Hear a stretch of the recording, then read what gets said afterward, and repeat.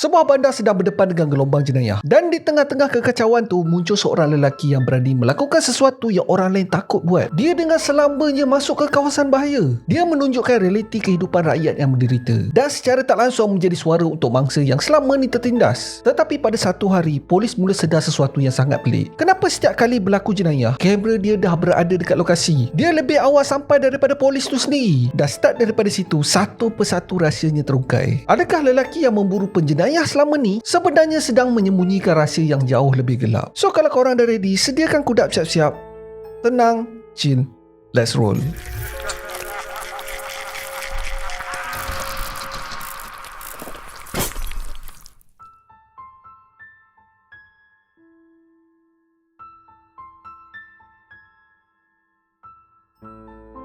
Pada 29 Ogos 2008, kru daripada sebuah siaran TV tengah bertukar lumus untuk sampai ke lokasi kejadian sebuah jenayah. Lokasi dia pula memang dekat tengah-tengah hutan di Amazon. So kru ni jenuhlah menebas semak samun sambil bersilat dengan nyamuk dan juga pacat. Sesampai je dekat lokasi, kru TV temui satu jasad manusia yang tak lagi bernyawa. Keadaan jasad memang rentung habis, siap berasap lagi. Dan tak berapa lama selepas tu, seorang wartawan masuk ke dalam frame. Dia terus melaporkan apa yang dilihat dekat depan mata dia. Kalau orang lain dah cringe dah, wartawan tu mengatakan jasad tu adalah seorang lelaki. Mangsa telah dibakar dengan bantuan minyak gasolin. Tetapi tak ada kecederaan lain yang dapat dikesan di tubuh mangsa. Pada masa TV kru tu sampai di tempat kejadian, tak ada pasukan forensik dan tak ada polis tau. Dorang adalah di antara yang pertama sampai. Kru TV tu sebenarnya adalah di antara siaran TV paling famous dekat Brazil pada masa tu. Kalau sekarang ni abang-abang buat channel mengisahkan true crime kan?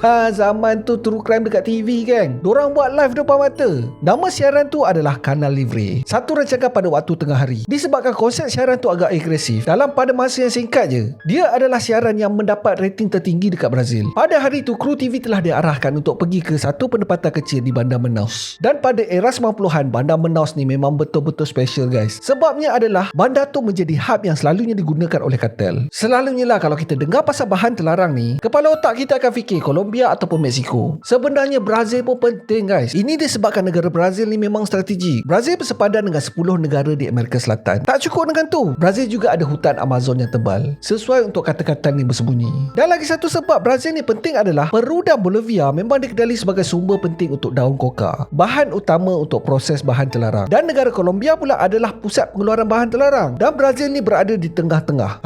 Sebab itulah Brazil ni penting. Disebabkan ini, kumpulan-kumpulan gangster tempatan nampak peluang untuk diorang buat duit. Siapa yang dapat kontrol laluan ni, diorang lah king. So penyudahnya bergasaklah diorang sesama sendiri. Yang sakitnya siapa? Penduduk setempat lah, siapa lagi? Boleh dikatakan hari-hari rakyat hidup dalam ketakutan disebabkan keganasan yang meningkat. Dan di tengah-tengah semua ni adalah sebuah bandar kecil di tengah-tengah hutan Amazon yang bernama Manaus. Dan masa tengah kacau bilau tu, hadir seorang wartawan yang bernama Wallace Souza. Dan daripada dia lah lahirnya satu siaran TV, iaitu Canal Livre. Canal Livre ni bukan macam siaran TV yang lain guys. Dia gabungkan reality TV, entertainment, bersembang pasal topik-topik berat, termasuklah true crime dan penindasan rakyat. Rancangan ni berlangsung secara live di depan penonton. So kalau diorang tunjukkan sesuatu kejadian jenayah, memang tak ada sensor-sensor punya, depan muka je dia bagi. Di samping tu, Wallace juga mengutuk penjedayah ni secara terbuka dan memberi kritikan pedas kepada pihak berkuasa yang lambat bertindak. Basically, rancangan ni seperti memberi suara kepada rakyat. Wallace ketengahkan apa sebenarnya masalah yang dihadapi penduduk. Format dia pula direct, tak ada tapis-tapis. Canal Livre ni menggunakan cara yang lebih dramatik. Sebagai contoh, laporan daripada lokasi kejadian, rakaman operasi serbuan polis dan wawancara orang awam. Kadang-kadang tu kru TV rancangan ni sampai dulu sebelum pihak berkuasa. Dan setiap kali Wallace muncul dekat depan kamera,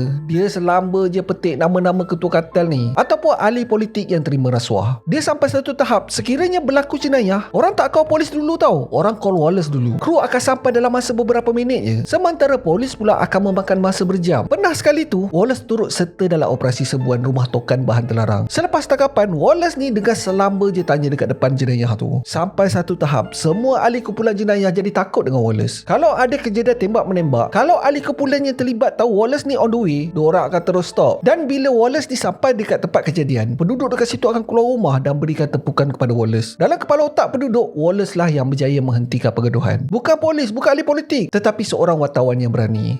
Geng, sampai macam tu sekali. Apa yang menjadi pencetus Wallace ni untuk terbit kesiaran macam ni sebenarnya adalah kisah yang sangat dark. Dia sendiri melihat jirannya yang berumur telah ditamatkan dengan kejam. Bukan setakat tu je, anggota tubuh mangsa telah diceraikan. Keluarga mangsa pula tak boleh nak buat apa, nak mengadu dekat pihak berkuasa. berkuasa. Satu apa pun tak jalan. Tak ada siapa yang nak membela nasib orang miskin. Selepas daripada ni lah muncul idea dalam kepala otak Wallace untuk terbitkan siaran TV di mana suara rakyat dapat didengari. Disebabkan usaha Wallace ni lah, pembunuh jiran tu akhirnya berjaya ditangkap oleh pihak berkuasa. Sebenarnya pada masa tu Wallace dah jadi host untuk satu siaran TV. Tetapi selepas dia berjaya menyelesaikan kes jiran tu, pelan-pelan rancangan tu berubah ke arah true crime pula. Dan pada tahun 1998, rancangan tu dengan rasminya ditukar menjadi Kanal Livre yang bermaksud rancangan bebas. Sebelum melompat ke dalam dunia wartawan, Wallace adalah seorang anggota polis di Manaus. Tetapi kenapa dia berhenti tu ada pencanggahan fakta sikit. Menurut jurucakap polis Amazonas, Wallace telah diberhentikan perkhidmatannya disebabkan Wallace ni terlibat dengan aktiviti penipuan dan juga rasuah. Tetapi menurut Wallace pula, dia telah diberhentikan disebabkan dia dituduh terlibat dalam satu penipuan kemasukan pelajar universiti. Wallace adalah pegawai polis yang ditugaskan untuk menyiasat kes tu. Tetapi last-last dia pula yang kena tuduh. Eloknya selepas dia berhenti daripada berkhidmat, dia terus terjun ke dalam dunia TV. Dan ternyata menjadi host reality TV lebih kena dengan karakter dia. Dia mengatakan dia faham akan erti kesedihan bila ahli keluarga mati akibat penggunaan bahan terlarang. Dia nampak sendiri jirannya ditamatkan dengan kejam hanya semata-mata tak mahu mendengar cakap katil. Tetapi pihak berkuasa memilih untuk mendiamkan diri. Disebabkan rancangan TV ni meletup, Wallace telah dipilih untuk menjadi wakil rakyat di daerah Amazonas. Melihat populariti rancangan tu, Wallace invite dua adik-beradiknya untuk join, Carlos dan Fausto. Dorang bertiga telah diberi nama julukan Courageous Brothers, adik-beradik yang berani menegakkan keadilan untuk rakyat. Dekat website rasmi Kanal Livre, Wallace telah memberikan jaminan rancangan tu bukan hanya melaporkan jenayah, tetapi akan menolong untuk selesaikan jenayah tu.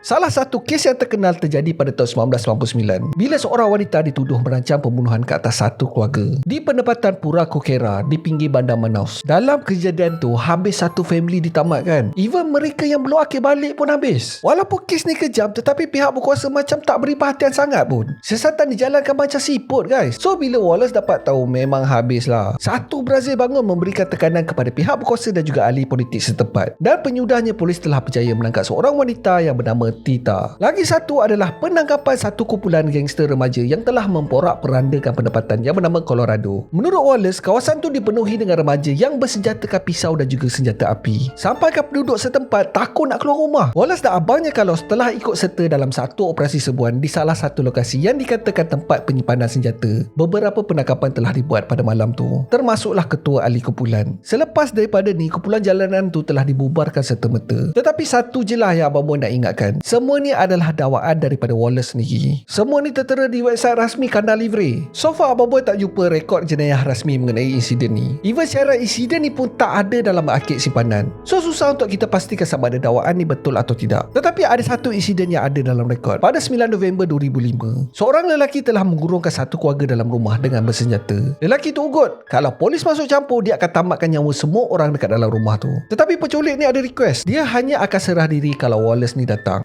Bila Wallace dengar pasal ni, memang melompat lah dia. Lagi naiklah rating rancangan dia. Serta merta dia terus pergi ke tempat kejadian. Bila Wallace sampai, dia tanyalah, kenapa nak jumpa aku? Penculik tu cakap dia memang nak serah diri, tetapi dia takut dia mati dibunuh polis sebelum sampai ke penjara. Dan akhirnya Wallace setuju untuk pergi teman penculik ni ke balai polis. Sementara tu van kru rancangan ikut rapat daripada belakang, dan kereta peronda polis pula follow je di sepanjang perjalanan. Sampailah satu masa, satu das tembakan dapat kedengaran daripada dalam kereta yang dipandu oleh Wallace dan juga penculik. Masa kereta tu berhenti, hanya Wallace seorang je keluar. Menurut Wallace, penculik tu memang nak pergi serah diri dah, tetapi tukar fikiran semasa dalam perjalanan. Maka bergelutlah diorang. Dan semasa pergelutan itulah, entah macam mana tembakan telah dilepaskan secara tak sengaja dan terkena kepada penculik. Tetapi apa yang mengejutkan adalah selepas tu, Wallace pergi ke balai untuk memberikan statement, dan selepas tu terus balik ke studio macam tak ada apa-apa yang berlaku. So sama ada betul semua dakwaan Wallace ni, kita tak akan dapat pastikan dengan tepat. Tetapi apa yang pasti, Wallace memang dilihat sebagai hero, seorang lelaki yang sanggup meletakkan dirinya dalam bahaya demi orang lain. Memang lagi melompatlah demi populariti. Tetapi disebabkan populariti ni jugalah, hidup Wallace dan adik-beradik dia memang tak tenang. Dorang bukan saja diburu oleh kartel, tetapi disebabkan mulut dia yang lantang mengkritik ahli politik dan juga pihak berkuasa, dorang memang dibenci oleh orang atasan. Ini bukan sekadar dia petik datuk-datuk yang tak ada nama tau. Dia pergi petik yang menteri-menteri ni semua.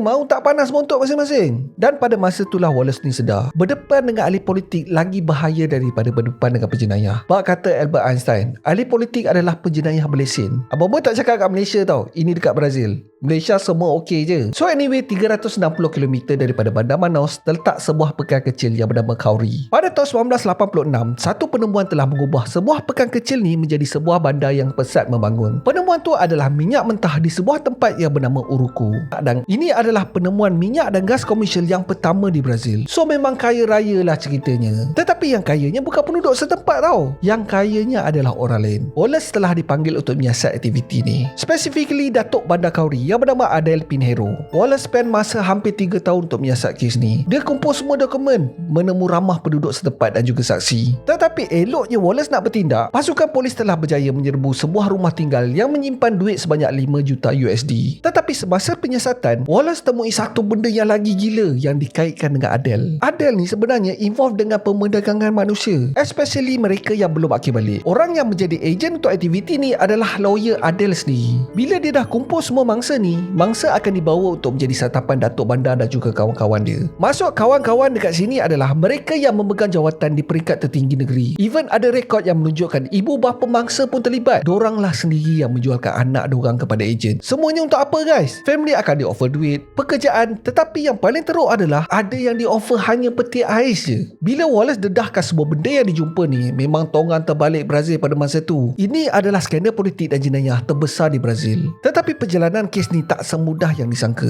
Dikatakan eloknya kertas siasatan dibuka, Wallace dan adik-beradik dia menerima ugutan setiap masa. Bukan setakat tu je, even saksi pendakwaan pun menerima suapan untuk tidak bekerjasama dengan pendakwa raya. Tetapi selepas 2 bulan dalam siasatan, tiba-tiba je siasatan dihentikan tanpa alasan yang kukuh. Ingatkan lepas menjadi suspek dalam kes sebesar ni, Adel ni lemah lah. Mana maunya. Ingat tak tadi abang boy cakap? Kawan-kawan Adel ni memegang jawatan tinggi dalam kerajaan. Dikatakan orang di belakang Adel adalah gubernur negeri tu sendiri. Memang sakit hatilah ceritanya. Korang bayangkan sedikit pemerdagangan ni dah berlangsung selama bertahun-tahun tau. Bila akhirnya terbongkar, tiba-tiba siasatan dihentikan pula. Tapi korang ingat benda ni habis kat situ je ke? Sekarang ni memang semua Wallace. Dia dah tak ada siapa dah. Yang menyokong dia hanya rakyat je. Sampailah pada 20 Oktober 2008, polis telah menerima satu panggilan tip. Pemanggil rahsia tu mendedahkan satu operasi pengedaran sedang berlaku. Pemanggil juga mendedahkan dalang dalam operasi tu adalah seorang bekas polis. Pada pukul 9 pagi, polis tiba di lokasi. Tetapi polis tak pergi sebut dulu tau. Diorang kena pastikan pemberi tip ni betul ke tak. Diorang membuat pantauan selama 3 jam. Dan selepas polis dapat pastikan ada aktiviti jenayah telah berlaku, diorang terus pecah masuk. Polis telah temui beberapa senjata dan juga bahan terlarang. Menurut salah seorang daripada anggota polis, suspek cuba untuk bagi duit suapan kepada dia. Dia offer sebanyak $5,500 untuk polis lepaskan dia. Tetapi polis tu tak nak. Lelaki tu adalah Moke Jorge de Costa, atau nama panggilannya Mo. Mo ni memang wanted kot. Dia dikaitkan dengan 9 kematian.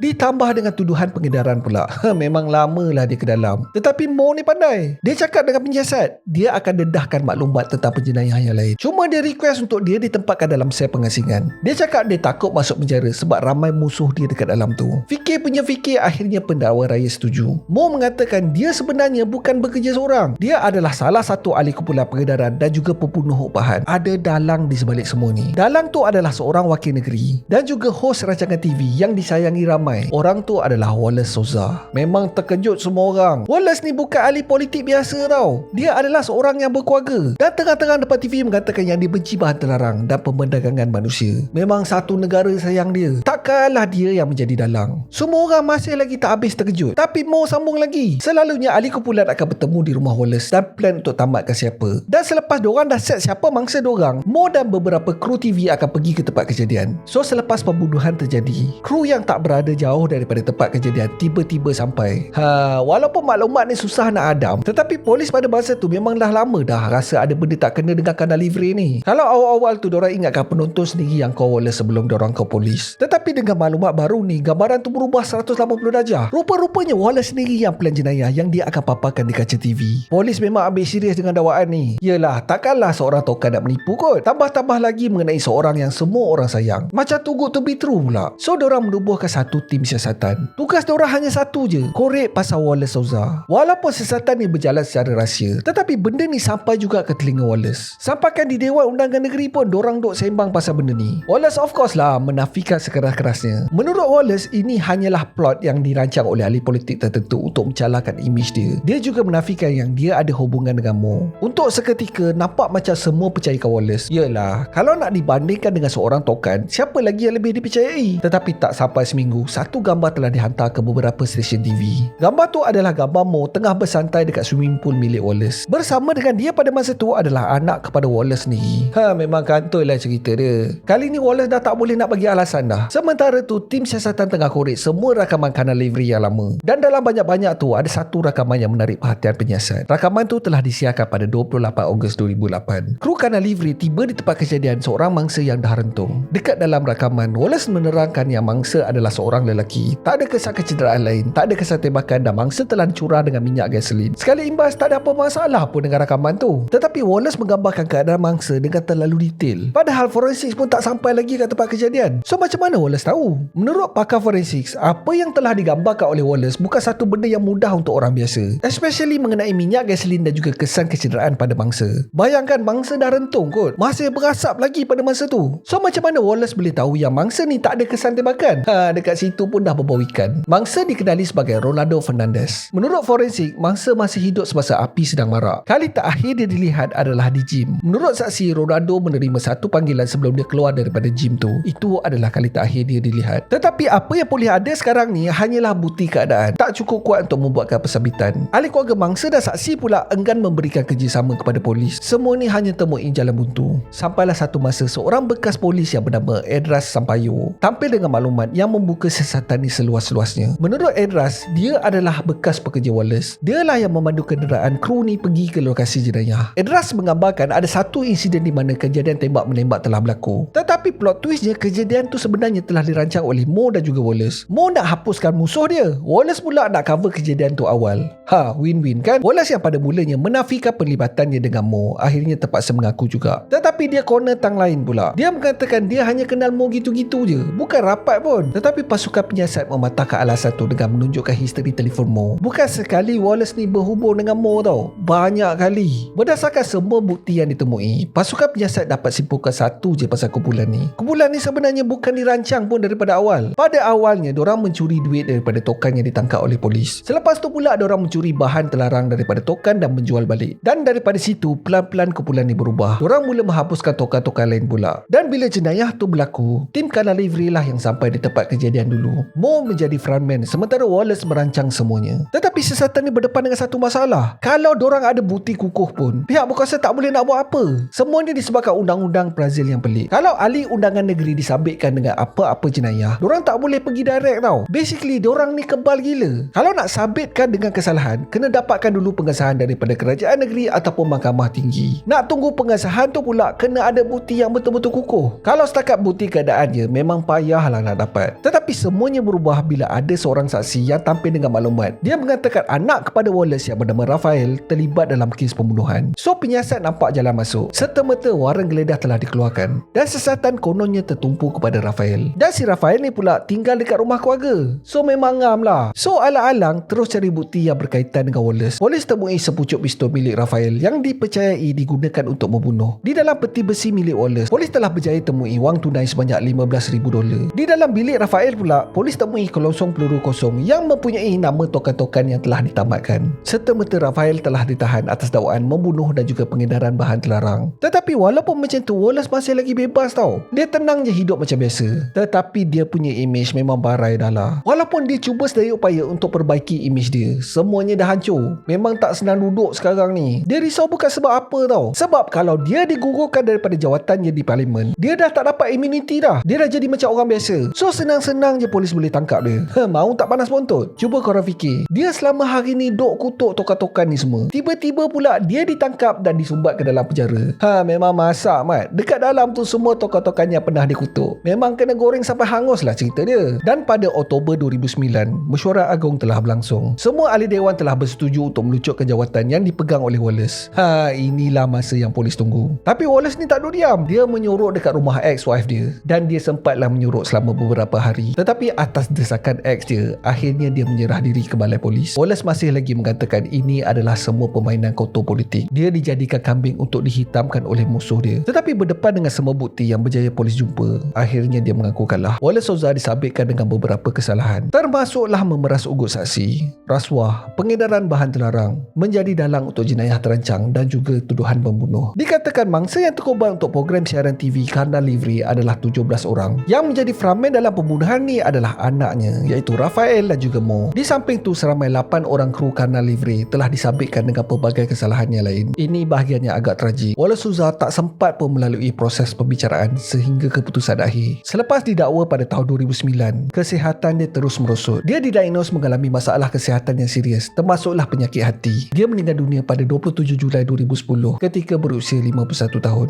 Disebabkan kematian dia, proses jenayah terhadap dia diberhentikan serta-merta. Disebabkan undang-undang Brazil tak meneruskan pendakwaan jenayah terhadap seseorang yang dah meninggal dunia. So macam mana pula yang lain? Disebabkan Mo telah membantu siasatan, hukumannya telah diringankan dan dia ditempatkan dalam sel pengasihan sepanjang tempoh dia dipenjarakan. Rafael pula telah disabitkan dengan pembunuhan dan dia dijatuhkan hukuman penjara selama 9 tahun. Sementara yang lain, tak semuanya berakhir dengan pensabitan. Ada suspek yang akhirnya dibebaskan disebabkan mahkamah mendapati bukti tak mencukupi. Selama bertahun-tahun, rancangan Kanal Livre menjadi simbol harapan untuk rakyat Manaus. Sebuah program yang sepatutnya menjadi suara kepada bangsa. Sebuah program yang sepatutnya menjadi jambatan di antara rakyat dan juga keadilan. Tetapi kisah Wallace Souza ni meninggal satu persoalan yang sangat gelap. Apa yang berlaku bila keinginan untuk mendapatkan perhatian mula mengatasi tujuan asal? Dalam dunia TV, ketakutan boleh dijadikan satu bentuk hiburan. Dan semakin besar ketakutan yang ditonton oleh manusia, semakin tinggi nilai yang boleh dijual. Dakwaan terhadap Wallace Souza menggambarkan satu ironi yang susah untuk diterima. Seorang lelaki yang muncul di kaca TV untuk melawan jenayah, tetapi akhirnya dituduh menjadi sebahagian daripada dunia jenayah yang dia sendiri bongkar. Sama ada dia betul-betul bersalah atau menjadi mangsa permainan politik. Hanya satu benda je yang pasti. Bila sebuah sistem yang sepatutnya mencari kebenaran mula mengejar rating, garis di antara hero dan villain boleh menjadi semakin kabur. Seperti kata-kata Harvey Dent dalam movie The Dark Knight. You either die a hero or you live long enough to see yourself become a villain. Sama ada engkau mati sebagai seorang hero atau hidup cukup lama untuk melihat diri sendiri berubah menjadi villain. Dan mungkin itulah tragedi terbesar dalam kes ni. Bukan setakat seorang host TV yang kehilangan reputasi, tetapi tentang macam mana seseorang yang membina namanya dengan memerangi kegelapan akhirnya terperangkap dalam kegelapan yang sama. Dan kadang-kadang musuh yang paling sukar dikalahkan bukanlah penjenayah dekat luar sana tau, tetapi godaan untuk menggunakan ketakutan manusia demi keuntungan diri sendiri. Seperti biasa, abang pun nak dengar pendapat korang pula.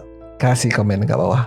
So that's it for today guys. Terima kasih sebab tengok video Abang Boy ni sampai habis. Kalau korang suka dengan video ni, Abang Boy sangat-sangat appreciate. Kalau korang boleh belanja Abang Boy satu like, dan mungkin juga korang boleh consider to subscribe dan tekan bell notification button tu supaya tak terlepas video Abang Boy yang akan datang.